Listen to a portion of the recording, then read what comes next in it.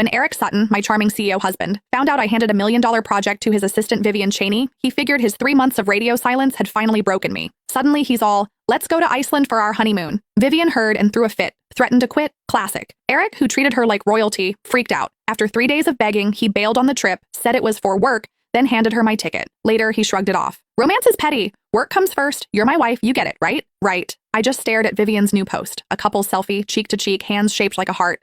I didn't say a word, just nodded. Eric thought I was finally playing the role. Calm, supportive, mature. Promised an even better honeymoon when he got back. Too bad I'd already quit. Too bad he'd already signed the divorce papers. We were done. On day 2 of Eric and Vivian's little honeymoon, I wrapped up my handovers and hit HR to make my resignation official. Not even 10 minutes later, ding, approved. By Eric, of course. Guess Mr. Sutton couldn't wait to drop her. At least she knew when to back off. Yeah, sticking around would have just made it messy. Wonder what she's gonna do now. Why do we care? We're out here scraping by on scraps. She's his wife. She could quit and nap for a year, still be loaded. As I packed my stuff, they stared, barely hiding the smug looks. Nothing new. Everyone knew Vivian and I weren't exactly besties. And Eric, my loving husband, always took her side, sometimes straight up embarrassed me in front of everyone just to keep her happy. So yeah, the office turned on me fast, all desperate to suck up to her. I let out a dry laugh. Sorry to disappoint, I'm not quitting out of heartbreak. I'm leveling up, just got hired at double the pay, killer benefits, didn't even glance at their bitter faces, grabbed my stuff and walked out. Then, of course, Eric called the second I hit the sidewalk. I'd been rehearsing how to break the news, but the second I picked up, he goes, I sent you a file, finish it and send it back within an hour. So yeah, he still had no clue I'd quit. I almost laughed, opened the file. It was that same project I'd handed over to Vivian. Classic. She got the credit. I did the work. And when it crashed and burned, I took the hit. At first I said no, but Eric kept pushing.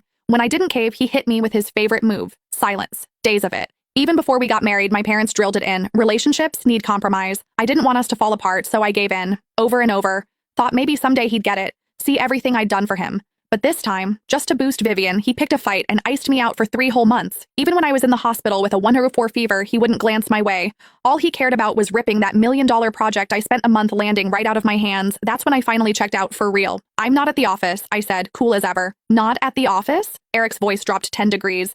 It's work hours, Haley Henderson. You do realize leaving your post means losing a full day's pay, right? Company policy. I know, but I was just about to say I'd resigned when Vivian's voice slid in, all soft and fake sweet. Eric, if Haley doesn't want to, don't push her. I can handle it. Eric turned syrupy in a blink. A total 180 from how he'd just snapped at me. No, you were up late last night. You should rest today. Vivian tried to play humble. I'm not tired, but Eric shut her down. I'm the boss. If I say rest, you rest. You gonna disobey me now? Vivian giggled. I just feel bad for Haley. It's a lot for her. Eric snorted. You think she works harder than you? You're out there locking down contracts. She's at the office doing nothing. And don't forget, she's my wife, part owner. It's literally her job to step up. Just like that, everything I'd done, wiped away with a shrug. No anger, no jealousy, no heartbreak, just numb. I'd been through it too many times.